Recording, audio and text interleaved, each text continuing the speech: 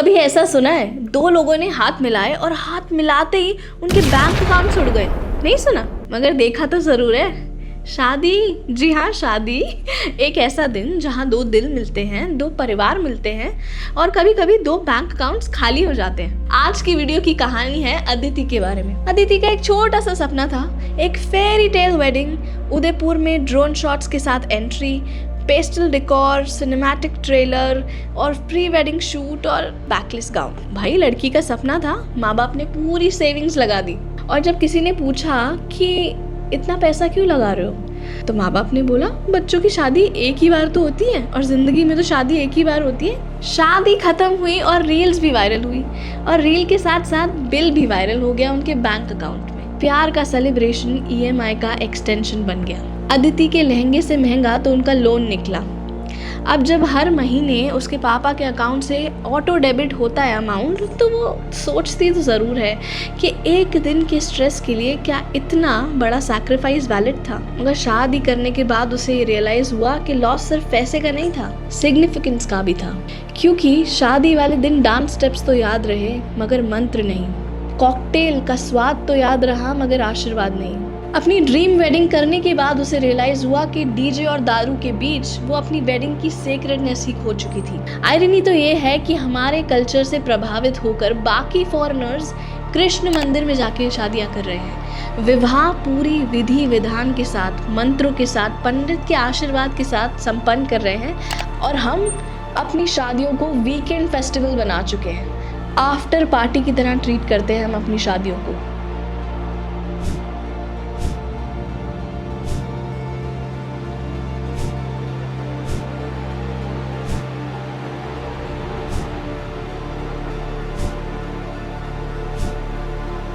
From sacred to show off, from rituals to reels, this is the story of big fat Indian wedding.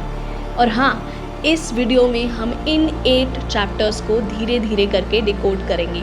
और हाँ, आगे बढ़ने से पहले हमारे चैनल को सब्सक्राइब ज़रूर कर लीजिए, क्योंकि हमारा स्टैट्स ये कहता है कि 98% of our viewers are not subscribing to our channel. मतलब आप हमारी वीडियो देख तो रहे हैं मगर सब्सक्राइब नहीं कर रहे। तो अभी तक अगर आपने हमें सब्सक्राइब नहीं किया है तो प्लीज़ कर लीजिए। Also press the bell button so that you get notified about every update.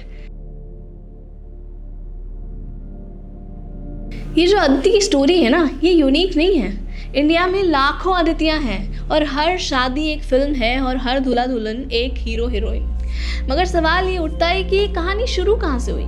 हर साल इंडिया में 1 करोड़ वेडिंग्स होती हैं और एवरेज खर्चा 25 से 30 लाख। मतलब देश में हर साल एक मिनी बजट बनता है सिर्फ शादियों के लिए। मगर हम इतना खर्चा करते क्यों हैं? दिखावा, ट्रेडिशन, या फिर जिसे शायद हम इज्जत भी कहते हैं।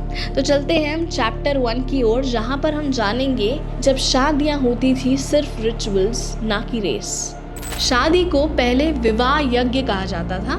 16 संस्कार में से एक संस्कार विवाह भी था और अग्नि को साक्षी मानकर मंदिर में फेरे लेकर शादी को संपन्न किया जाता था। अब कुछ लोग कहेंगे कि पहले ज़माने में स्वयंवर भी होते थे, राजा महाराजा ठाट बाट के साथ शादी करते थे। आई नो, एक डिप्लोमेटिक शादियाँ भी रही हैं मुगल एरा में, जहाँ पे राजा महाराजा एक दूसरे के साथ म्यूचुअल इंटरेस्ट के बेसिस पे शादी करते थे और एक दूसरे को सिटीज़ तक गिफ्ट कर देते थे। मगर ये जो लार्ज स्केल वेडिंग्स की हम बात कर रहे हैं वो सिर्फ राजा महाराजा ही करते थे। नॉर्मल लोग तब भी मंदिर में ही शादी करते थे। महफिल भी होती थी, कव्वाली भी होती थी और भगवान के भजन भी होते थे, मगर सब कुछ सीमा में। मगर फिर आया 1947, जंग हुई, देश आज़ाद हुआ और इकॉनमी टूट गई। ठाट की जगह आई थाली और राशन कार्ड। सोचो 1960s में शादी में सिर्फ 25 गेस्ट ही अलाउड थे। अरे हाँ भाई, सरकारी रूल था, गेस्ट कंट्रोल ऑर्डर। इसका मतलब ये था अगर आपने अपनी शादी में 25 लोगों से ज़्यादा किसी को बुलाया तो आपकी शादी में पुलिस आ जाएगी। कोलकाता में लोगों ने अपने इनविटेशन कार्ड्स पर प्रिंट करना भी शुरू कर दिया था that we strictly follow guest control order. इसका मतलब ये था कि हम आपको बुला नहीं पाएंगे, बुरा मानने की ज़रूरत नहीं है, 25 लोग ही आइए, उससे ज़्यादा किसी को मत भेजिए। मगर आपको पता है 1970s में राजस्थान के एक गांव में शादी में रेड पड़ती है और उसमें 80 किलो मालपुआ जब्त कर लिया जाता है। क्यों? क्योंकि 1965 से 1971 वॉर्स चल रही थी, ड्राउट्स थे, इन्फ्लेशन के कारण देश में महामारी थी, तंगी छाई हुई थी। तब शादियों में राइस भी सर्व नहीं करते थे, दलिया सर्व होता था ताकि थोड़े में ज़्यादा बने और लोगों को थोड़ा थोड़ा मिले। ये वो टाइम था जब सिंप्लिसिटी सर्वाइवल थी। मगर फिर आया ग्रीन रेवोल्यूशन, अनाज उगने लगा और लोगों की उम्मीद भी। 1991 इंडिया हुआ लिबरलाइज, मार्केट खुले, पैसा आया, टीवी आया, लोगों के सपने बदल गए। पहले लोग कहते थे खुश रहने के लिए रोटी, कपड़ा, मकान चाहिए। फिर 90s में ये लाइन बदल गई, खुश दिखने के लिए एसी, इंपोर्टेड कार और वेकेशंस चाहिए। पहली बार मिडिल क्लास के पास डिस्पोजेबल इनकम थी, और जब पैसा बढ़ता है तो कंपैरिजन भी बढ़ता है। लोगों के पास खाने से ज़्यादा पैसे थे, और यहाँ से शुरू होती है एक नई भूख, दिखाने की भूख। पहले लोग स्टेटस दिखाने के लिए कहते थे बेटा फॉरेन पढ़ता है, और अब कहने लगे बेटा डेस्टिनेशन वेडिंग करेगा। So now weddings became the new display of success, a new luxury showroom of social class। और यहाँ से शुरू हुई इंडिया में एक नया competition, Who did it bigger। इसका मतलब जिसकी शादी सबसे ज़्यादा बड़ी वो सबसे ज़्यादा सक्सेसफुल। और सरल शब्दों में ऐसा कहें कि जिसकी शादी सबसे ज़्यादा बड़ी उसकी समाज में सबसे ज़्यादा इज्जत। अब शादियों का मतलब सिर्फ रिश्ता जोड़ना नहीं रहा, they became the social score board of society. The cherry on the cake became influence of Bollywood. यार ये बात माननी तो पड़ेगी, जाने अनजाने सिनेमा का इन्फ्लुएंस हमारी सोसाइटी पे बहुत ज़्यादा गहरा है। 90s में बॉलीवुड की ये फिल्में हम आपके हैं कौन, DDLJ, K3G ने वेडिंग को सेलिब्रेशन बना दिया। एज इन संगीत, मेहंदी, कोरियोग्राफ डांस, दूल्हा दुल्हन के कोऑर्डिनेटेड आउटफिट्स। करण जौहर ने हमारे ही इमोशंस को लग्जरी रैपिंग पेपर में पैक करके हमें ही वापस भेज दिया, और हमें लगने लगा कि प्यार तब तक अधूरा है जब तक मंडप में टफी की एंट्री ना हो। हम आपके हैं कौन की रिलीज के बाद माधुरी की पर्पल साड़ी से पूरा चांदनी चौक भर गया। जो शादियां मंदिर में होती थी अब वही शादियां बॉलीवुड सेट्स की तरह दिखने लगी थी। लेकिन ये तो सिर्फ शुरुआत थी, असली स्क्रिप्ट तो इंस्टाग्राम लिख रहा है। हमारे माँ बाप उस समय पे महीने में एक फिल्म देखते थे, आजकल हम 100 देखते हैं इंस्टाग्राम रील्स के थ्रू। हर दिन एक नई शादी, हर दिन एक नया ट्रेंड, हर दिन एक नया डिज़ाइनर लहंगा।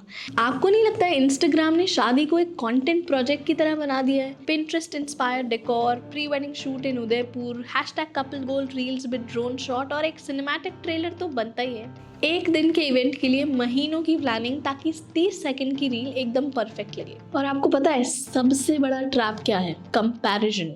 अनुष्का शर्मा का 7 लाख का लहंगा की फर्स्ट कॉपी चांदनी चौक में 80,000 में बिकने लगी थी। मुझे ना इस सब से एक बहुत गहरी बात समझ आई कि क्वालिटी महंगी नहीं है जनाब, एस्पिरेशन है। एज इन ये सब देखने में तो बहुत क्यूट लगता है, मगर इस सब का असली प्राइस टैग क्या है? Anxiety, pressure, comparison.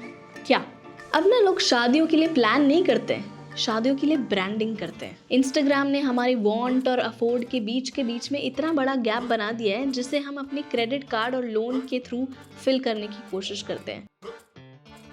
आपको पता है शादी लोन्स एक नई कैटेगरी बन चुकी है। एक रीसेंट रिपोर्ट के मुताबिक 68% कपल्स अपनी शादी के लिए लोन लेते हैं। इसका मतलब चाहे लव हो चाहे अरेंज्ड, EMI ही दोनों को जोड़ती है। और ये लोन किसी घर गाड़ी के लिए नहीं लिया जाता, ये लोन लिया जाता है सोशल वैलिडेशन के लिए। मतलब वो लोन जो 5 लाख में लिया गया है उसे रीपे करते करते 7 लाख बन जाते हैं बिना कोई एसेट बनाए। पहले लोग घर लेने के लिए लोन लेते थे, आजकल लोग शादी करने के लिए लोन ले रहे हैं। तो ये कहना तो सही होगा कि पहले शादियाँ ब्लेसिंग से चलती थी, आजकल बैंक अप्रूवल से चल रही है। या फिर ऐसा भी कह सकते हैं कि लोग क्या कहेंगे ने अब बैंक के फॉर्म भरना स्टार्ट कर दिया है।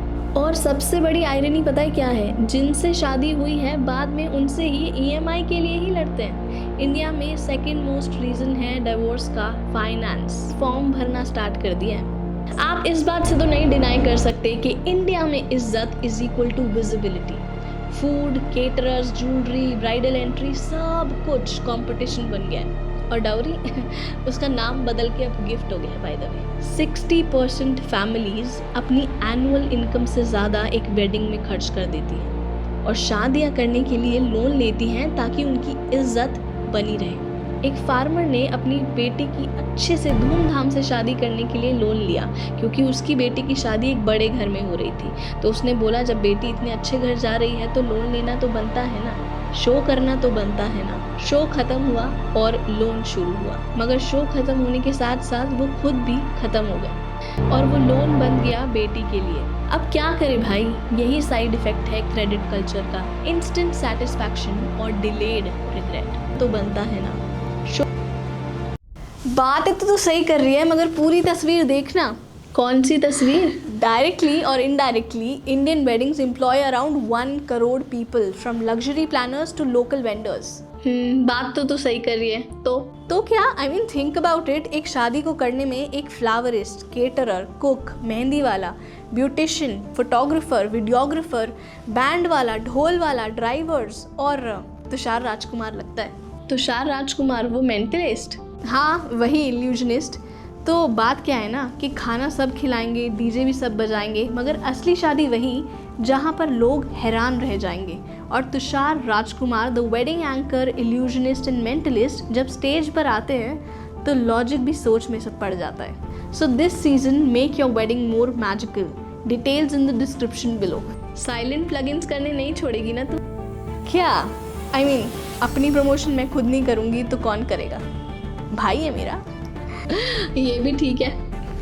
हाँ, तो बेसिकली मैं ये कह रही थी कि हम जैसे काफ़ी आर्टिस्ट के लिए शादी season is equal to survival season. जब आप एक शादी करते हो तो उससे 200 लोगों का घर चलाते हो, तो इसमें बुरा क्या है? इनफैक्ट होटल्स का 30 to 40% रेवेन्यू भी वेडिंग से आता है। राजस्थान, गोवा, केरला, उदयपुर, जोधपुर, जयपुर जैसे वेडिंग डेस्टिनेशंस बेस बन चुके हैं। इनफैक्ट इंडियन हैंडीक्राफ्ट्स लाइक जरदोजी, कांजीवरम भी रिवाइव कर पाई क्योंकि वेडिंग मार्केट में इनकी डिमांड थी। और बात तो सच है ना यार कि गवर्नमेंट भी कहती है कि वेड इन इंडिया करो। क्यों? क्योंकि वो जानती है कि ये इकलौती इंडस्ट्री है जो एक साथ इतने सारे लोगों को एम्प्लॉयमेंट देती है, मेकअप आर्टिस्ट से लेके टेंट वाले तक। तो हाँ, वेडिंग्स एक्सपेंसिव ज़रूर हो सकती हैं, मगर देश के लिए प्रॉफिटेबल है। और हाँ, तुझे लग सकता है कि ये सब दिखावा है, बट मुझे लगता है शादियाँ रोज़गार देती हैं। बिल्कुल सही कहती है बहन, मगर शादियाँ सिर्फ रोज़गार नहीं देती, शादियाँ सोसाइटी में इमोशनल ग्लू का भी काम करती हैं। एज इन लोग मिलते हैं, सेलिब्रेट करते हैं, बॉन्ड करते हैं। इकोनॉमिकली स्पीकिंग इसे कहते हैं इमोशनल जीडीपी।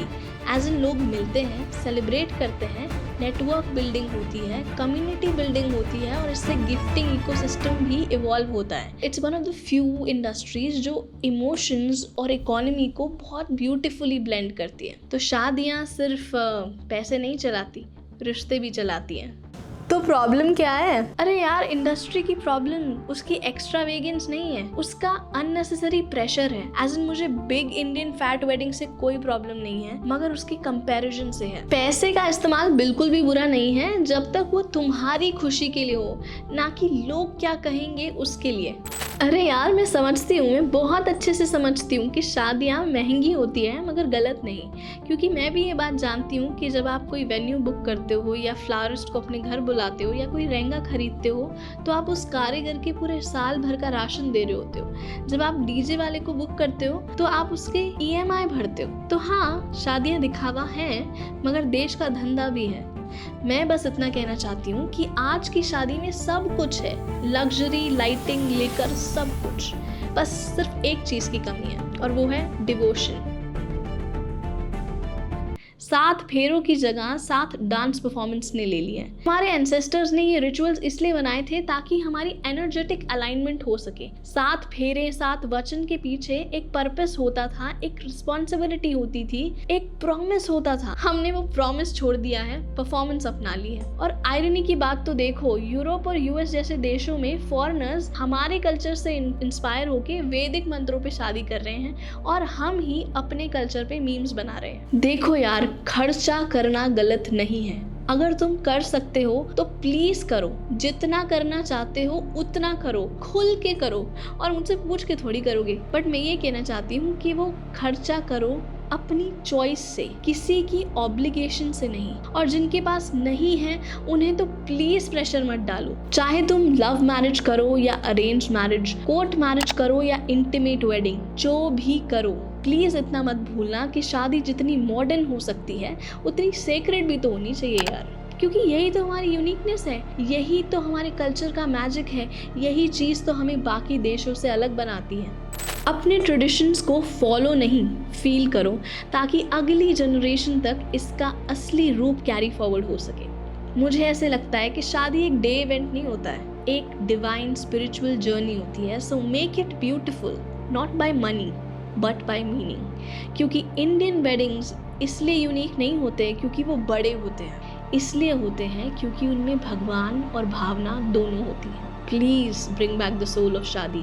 और प्लीज़ मुझे कमेंट सेक्शन में ज़रूर बताना that are you a team intimate और are you a team big fat. Comment section में बताना। और वीडियो पसंद आई है तो वीडियो को लाइक करो और चैनल को सब्सक्राइब करो because it's free unlike your wedding. और हाँ, ख़त्म करने से पहले अपने उस दोस्त को ये वीडियो ज़रूर शेयर करना जो इस साल बिग फैट इंडियन वेडिंग कर रहा है। रेगुलेट करवाना तो बनता है ना। I will see you again on every Saturday 8 PM